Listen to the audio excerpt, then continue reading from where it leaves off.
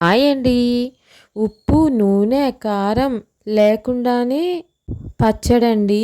ఎంత టేస్ట్‌గా ఉంటుందో మీరే షాక్ అవుతారు. ఇంత రుచిగా ఉంటుందా? స్పైసీగా ఉంది. భలేగుందే అనుకుంటారు. పూర్తిగా చూడండి. ఇది పుల్ల మామిడికాయి కొంచెం పండినప్పుడు ఇలా యెల్లో కలర్‌లో ఉంటుంది గదా! అవి ఇలా పొట్టుతో సన్నగా కోసుకోవాలండి. పుల్ల మామిడికాయి పండినప్పుడే ఉప్పు లేని లోటుని తెలియకుండా చేసిద్దండి.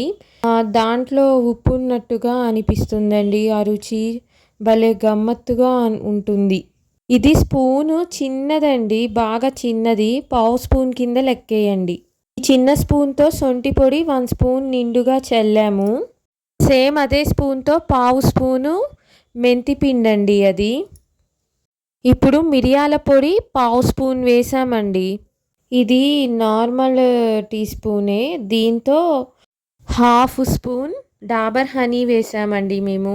మీ ఇష్టం ఏ తేనైనా వేయొచ్చు.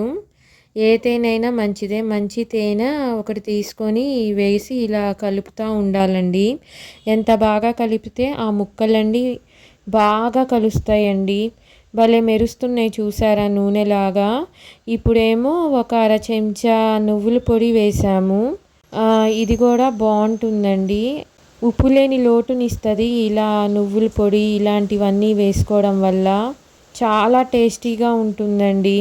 ఇప్పుడేంటంటే లాస్ట్‌లో గుమాయింపుగా ఉండడం కోసం వెల్లుల్లిని ఇలా సన్నగా బాగా సన్నగా కచ్చా పచ్చగా ఇలా చాకుతోని ఇలా దంచినట్టుగా బాగా చాకుతో బాగా సన్న స్లైసెస్ లాగా కోసాము. ఇదైతే లాస్ట్‌లో వేయడం వల్ల బాగా అసలు సూపర్ స్మెల్ వచ్చిందండి పచ్చడి. పచ్చడిలో ఎప్పుడైనా ఎల్లిపాయ స్మెల్ బాగుంటుంది కదా! అసలు పచ్చడిలో రుచి కూడా ఎల్లిపాయే కదా ఎక్కువ టేస్ట్‌నిస్తుంది.